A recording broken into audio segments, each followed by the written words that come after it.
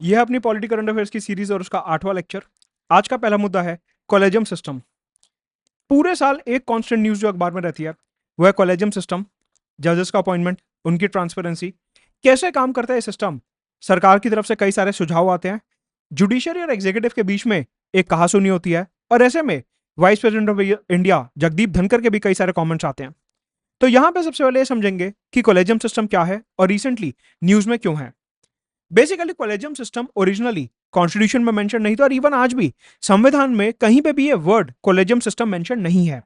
ऐसे में जजेस की जो नियुक्ति होती थी, जजेस का जो अपॉइंटमेंट होता था पहले, वो यूनियन काउंसिल ऑफ मिनिस्टर्स मतलब कि प्रधानमंत्री और उनके मंत्रिमंडल द्वारा किया जाता था कि जो भारत के चीफ जस्टिस ऑफ इंडिया होंगे वो कौन होंगे।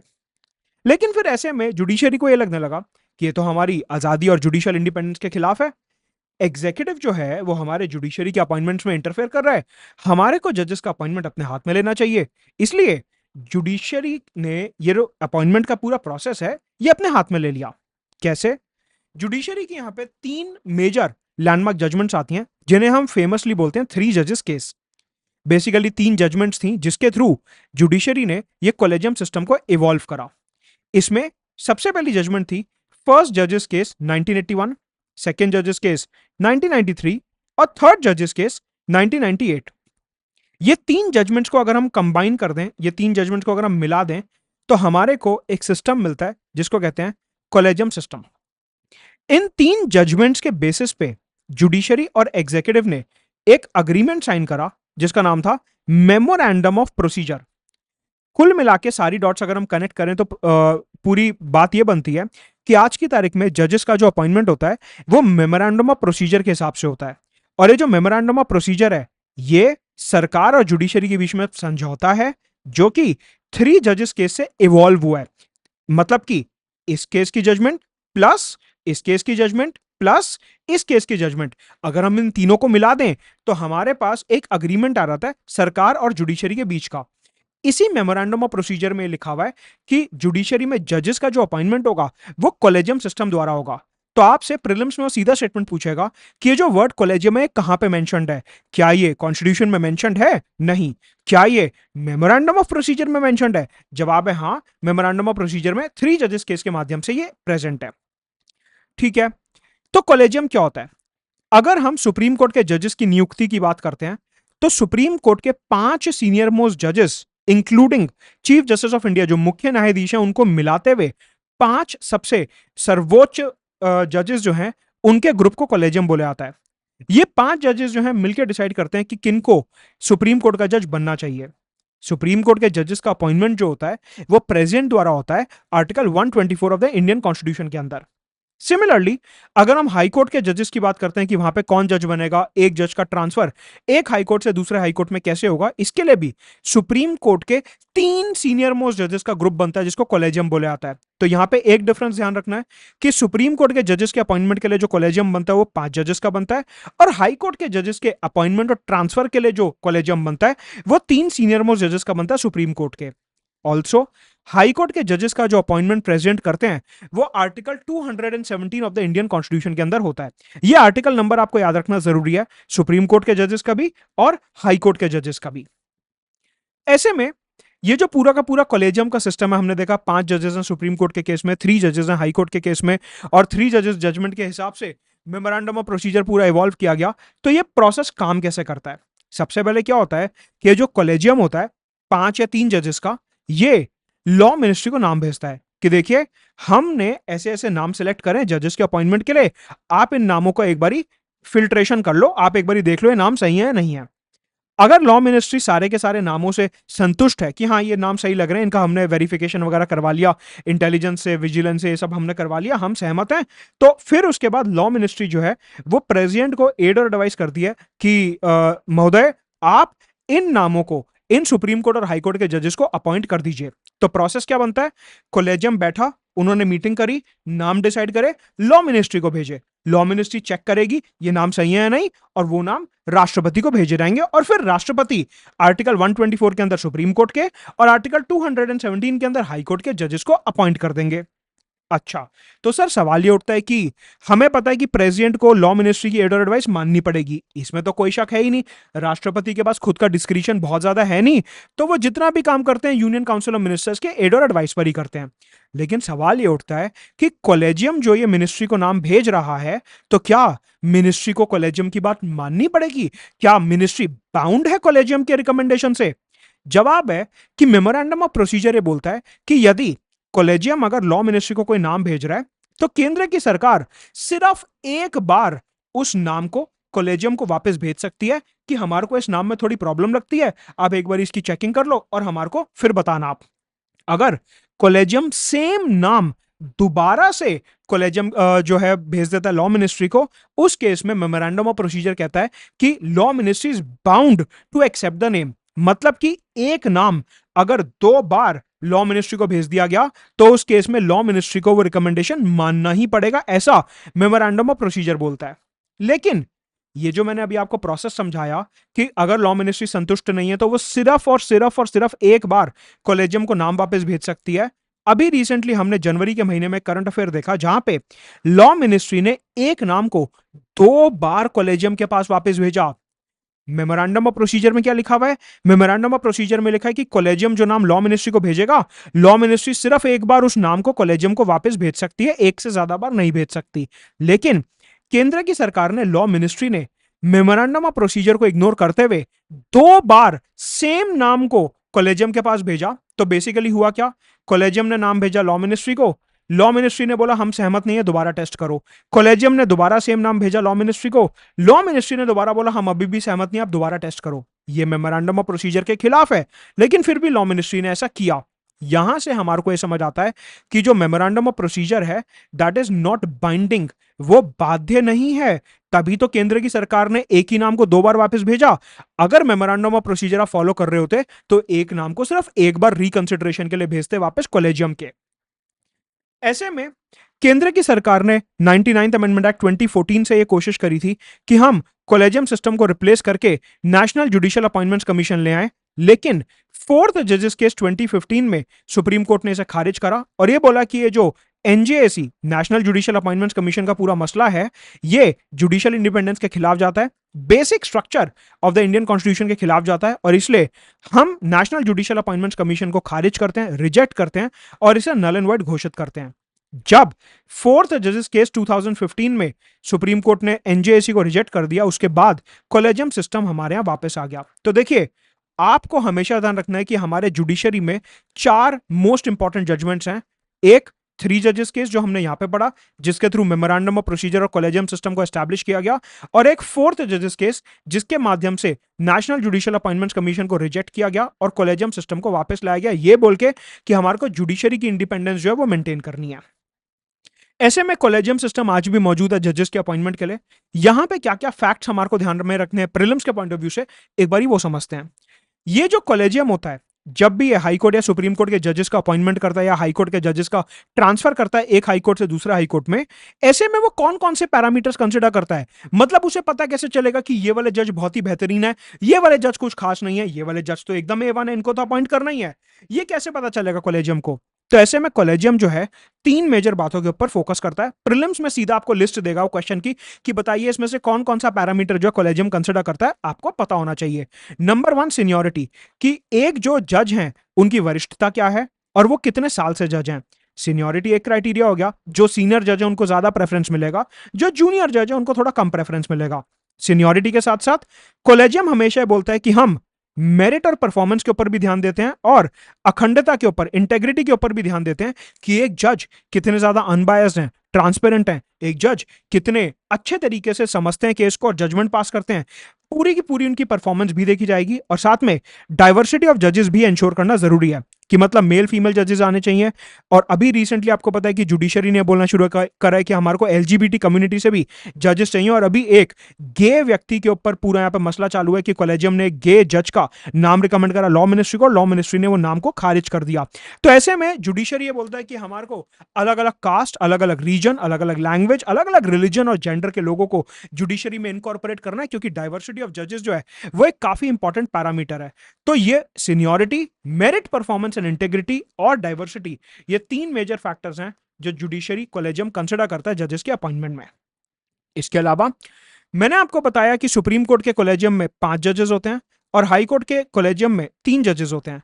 आपको यह ध्यान रखना है कि ये जो 5 और 3 जजेस हैं, ये हमेशा डिसीजन मेजॉरिटी से लेते हैं, मतलब कि पूर्ण बहुमत से यहां पर डिसीजन लिया जाएगा।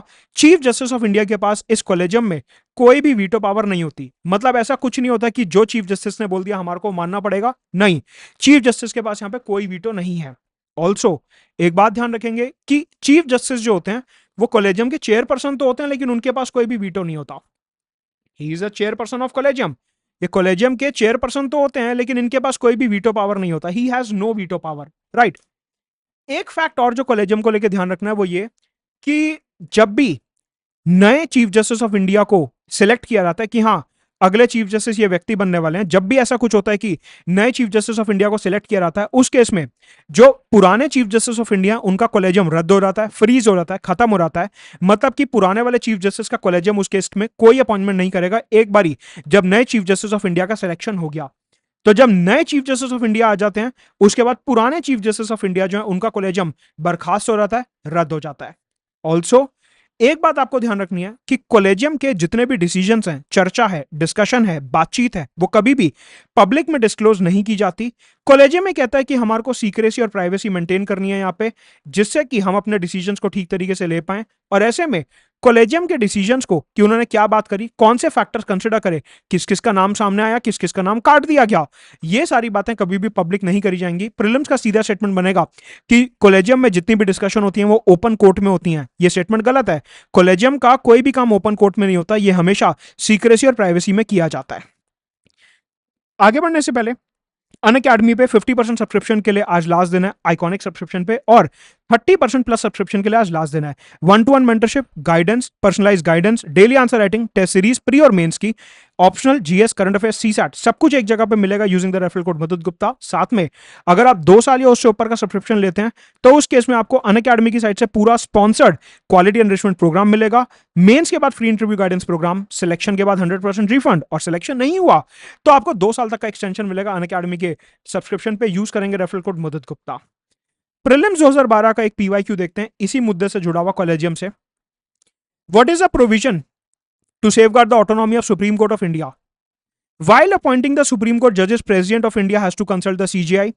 राष्ट्रपति जो है मुख्य न्यायाधीश से एक बार चर्चा विमर्श करते हैं जब भी वो जजेस का अपॉइंटमेंट करते हैं। ये स्टेटमेंट तो सही लग रहा है सुनने में कि हाँ कॉलेजियम में चीफ जस्टिस ही तो होते हैं, उसके चेयरपर्सन, ठीक है, फर्स्ट स्टेटमेंट सही है। सुप्रीम कोर्ट जजेस can only be remove by chief justice of India, ये आप खुद बताएंगे मेरे को कि ये सही है या गलत है। सैलरीज ऑफ जजेस are charge upon the consolidated fund of India to which legislature does not have the right to vote. सुनने में तो सही लग रहा है जुडिशियल इंडिपेंडेंस के पॉइंट ऑफ व्यू से, फिर भी मैं आपके ऊपर छोड़ता हूं कि ये गलत है या सही है। All appointments of officers and staffs of supreme court are made by government only after the CJI's approval. ये गलत लग रहा है क्योंकि यहाँ पे जितने भी सुप्रीम कोर्ट के ऑफिसर्स और सर्वेंट्स होते हैं उनका अपॉइंटमेंट शायद जुडिशरी के ही कोई व्यक्ति करते हो, और शायद इसके लिए आर्टिकल 145 और 146 में कुछ दिया हुआ हो। इसके बारे में 144 145 में कुछ दिया हुआ हो, इसके बारे में एक बार आप ध्यान से सोचेंगे। मेरे को सुनने में थोड़ा सा गलत लगता है। आंसर लिखेंगे चैट बॉक्स में कि प्रीलिम्स 2012 के सवाल का क्या आंसर है। प्रीलिम्स 2013 में इसी से जुड़ा हुआ एक सवाल बना था कि बताइए कौन सा स्टेटमेंट जो है सही है। In India same person can be appointed as governor of 2 और मोर स्टेट्स। खैर ये गवर्नर का क्वेश्चन हो गया, यहाँ पे एक ऑप्शन हमारे टॉपिक से है इसलिए मैंने क्वेश्चन उठाया है। अगर आप सेकंड ऑप्शन देखो, द जजेस of the high court of the state in India are appointed by the governor as the जजेस of the supreme court are appointed by the president. ये सुनने में थोड़ा गलत लग रहा है क्योंकि अभी मैंने आपको बताया था कि यहाँ पे आर्टिकल 217 के अंदर अपॉइंटमेंट जो होता है हाईकोर्ट के जजेस का वो प्रेसिडेंट करते हैं on the aid and advice of 3 जजेस कॉलेजियम। 3 जजेस का तो हाईकोर्ट कॉलेजियम होता है, उसके रिकमेंडेशन के बेसिस पर राष्ट्रपति इनका अपॉइंटमेंट करते हैं। तो सुनने में शायद ये मेरे को थोड़ा गलत लग रहा है। 2013 के क्वेश्चन का क्या आंसर होगा चैट बॉक्स में नीचे बताएंगे। एक मॉक क्वेश्चन जो मैंने खुद बनाया आपके लिए, इसको एक बार पढ़ते हैं। What is the significance of memorandum of procedure in appointment of judges in the Indian judiciary and how does it relate to the role of Supreme Court? MOP memorandum of procedure और supreme court की जो collegium और उसकी independence है उससे कैसे जुड़ा हुआ है। It lays out the criteria for procedure of appointment of जजेस in the Indian judiciary and the supreme court collegium is responsible for its implementation. MOP के इंप्लीमेंटेशन के लिए तो सरकार और जुडिशरी दोनों रिस्पॉन्सिबल है, सिर्फ जुडिशरी क्यों। स्टेटमेंट सुनने में तो थोड़ा गलत लग रहा है। Memorandum of procedure is binding, ये मैं आपको ऑलरेडी इसका हिंट दे चुका हूं बहुत बड़ा, पीछे लेक्चर में बताएंगे।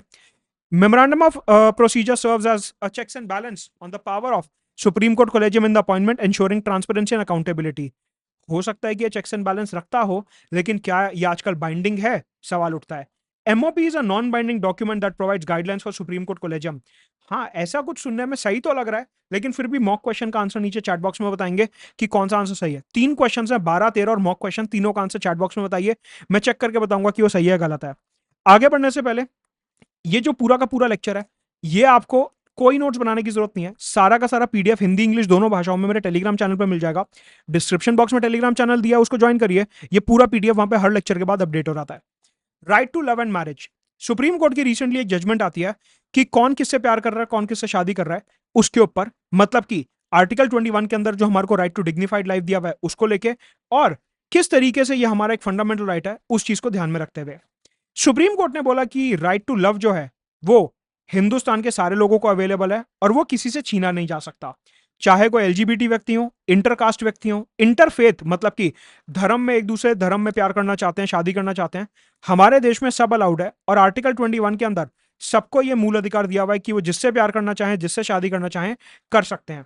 मतलब कि सुप्रीम कोर्ट ने यहां पे बोला कि समाज के जो नॉर्म्स होते हैं, समाज की जो आदत होती है दूसरों के मसलों में टांग अड़ाने की, यहां पे वो किसी को भी एक दूसरे से प्यार करने से, शादी करने से नहीं रोकेगा। और जिसको जिससे शादी करनी है वो उससे कर सकता है। समाज का यहां पे कोई रोल नहीं है। दो लोग आपस में, दो एडल्ट लोग आपस में अपने पार्टनर को चुन सकते हैं। ऐसे में सुप्रीम कोर्ट की कई सारी रीसेंट जजमेंट्स न्यूज में रही हैं। राइट टू लव और राइट टू मैरिज से रिलेटेड सुप्रीम कोर्ट की 5 से 6 जजमेंट्स हैं, जिनको मैं एक साथ आपके लिए बता दूंगा। उन जजमेंट्स में क्या बोला गया और अपने प्रीलिम्स के पॉइंट ऑफ व्यू से क्या क्वेश्चन यहां पे निकलता है, वो सारी चीजें एक साथ देखते हैं। सबसे पहले जजमेंट आती है शफीन जहान वर्सेस अशोकन केम, जिसको फेमसली हादिया केस के भी नाम से जाना जाता है। ये क्या बोलता है? हादिया केस ये बोलता है कि अगर एक हिंदू ने एक मुसलमान से शादी करी तो शादी में कोई प्रॉब्लम नहीं है। अगर आप धर्म के अक्रॉस जाके शादी करना चाहते हो तो आप कर सकते हो, उसमें कोई प्रॉब्लम नहीं है। साथ में राइट टू लव और राइट टू मैरिज जो है वो डिग्निफाइड लाइफ के लिए एक फंडामेंटल राइट है आर्टिकल 21 के अंदर। और आपको किसी से विवाह करने के लिए, किसी से शादी करने के लिए समाज की परमिशन या अप्रूवल लेने की जरूरत नहीं है। लोग क्या कहेंगे, समाज क्या कहेंगे, फूफा जी नाराज हो जाएंगे, ताऊ जी तो शादी में ही नहीं आएंगे। ये सारा का सारा जो सोशल अप्रूवल में लोग फंस जाते हैं, सुप्रीम कोर्ट ने बोला इनकी कोई वैल्यू नहीं है। आपको जिससे शादी करनी है आप करिए, ये रिश्तेदार, सोसाइटी, कोई कुछ भी बोले उससे फर्क नहीं पड़ता। इन्होंने बोला, सुप्रीम कोर्ट ने यहाँ पे, कि यदि इंटरकास्ट, इंटर रिलीजियस मैरिजेस होंगी तो उससे हमारे देश की यूनिटी और ज्यादा बढ़ेगी। क्यों? अलग अलग धर्म और कास्ट के लोग पास आएंगे, उनके बीच में डिफरेंसेस कम होंगे।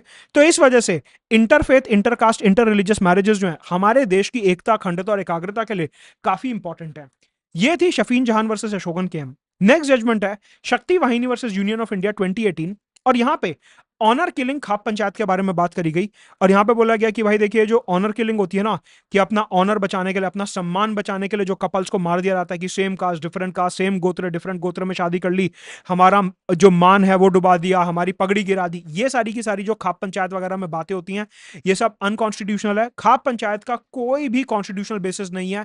इसलिए सुप्रीम कोर्ट ने बोला कि खाप पंचायत की बात नहीं सुनी जाएगी। और जो ऑनर किलिंग है वो पूर्ण रूप से अनकॉन्स्टिट्यूशनल है। दो एडल्ट लोग अगर अपनी मर्जी से शादी करना चाहते हैं तो वो कर सकते हैं, उनको कोई नहीं रोकेगा। मतलब कि आपके परिवार की, समुदाय की, आपके कबीले की, आपके क्लैन की, किसी की आपको परमिशन लेने की जरूरत नहीं है यदि आप एडल्ट हैं और शादी करना चाहते हैं तो।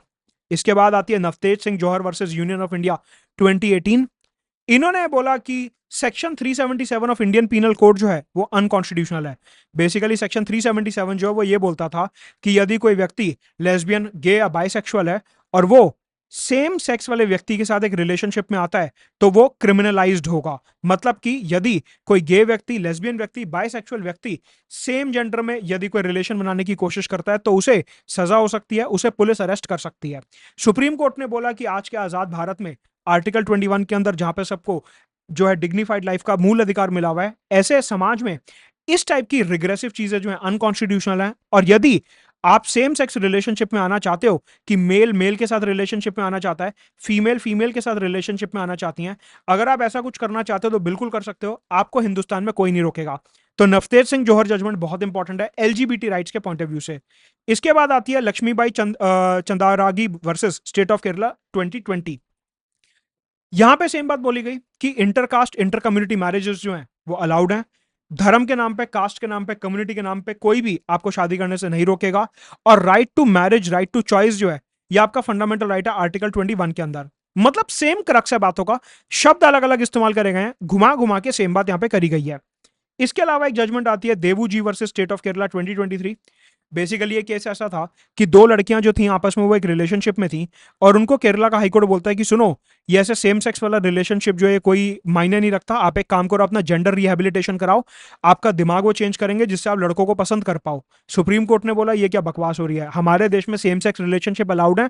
हमने नवतेज सिंह जोहर वाली जजमेंट में पहले ही बोल दिया था कि सेक्शन 377 ऑफ आईपीसी जो है अब वो अनकॉन्स्टिट्यूशनल हो चुका है। ऐसे में देवू ji versus state of Kerala में सुप्रीम कोर्ट ने बोला कि सेम सेक्स रिलेशनशिप अलाउड है, दो लड़कियां साथ रहना चाहती हैं, प्यार करना चाहती हैं, कर सकती हैं, दो लड़के साथ रहना चाहते हैं, प्यार करना चाहते हैं, कर सकते हैं, उनको कोई नहीं रोकेगा। तो ये जो है Devu ji versus state of Kerala था।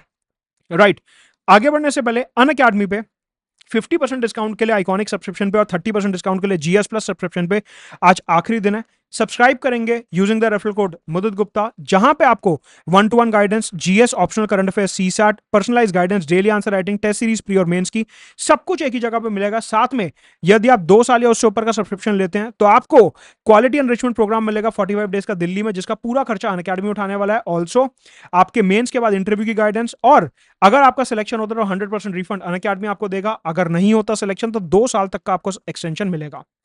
प्रीलिम्स 2019 के यहाँ पे सवाल देखते हैं। Which article of the Indian constitution safeguards one's right to marry a person? यदि एक व्यक्ति अपनी मर्जी से प्यार या शादी करना चाहता है तो कौन से अनुच्छेद के अंदर दिया हुआ है? मैंने आपको साफ बताया कि आर्टिकल 21 में डिग्निफाइड लाइफ दिया हुआ है। 2019 वाले मॉक टेस्ट का क्या आंसर होगा उसको नीचे कमेंट बॉक्स में मेंशन करेंगे। ये था हमारा लेक्चर 8। बात करेंगे लेक्चर 9 में और मुद्दों की। आज आखिरी दिन आइकॉनिक सब्सक्रिप्शन का, साथ में नए बैचेस शुरू हो रहे हैं 27 अप्रैल से बाइलिंगुअल में, और हिंदी बैच लक्ष्य में शुरू हो चुका है। ऑफलाइन सब्सक्रिप्शन में जीएस और ऑप्शनल अब अवेलेबल है। यूज करेंगे referral code Mudit Gupta for 50% discount. Let's crack it.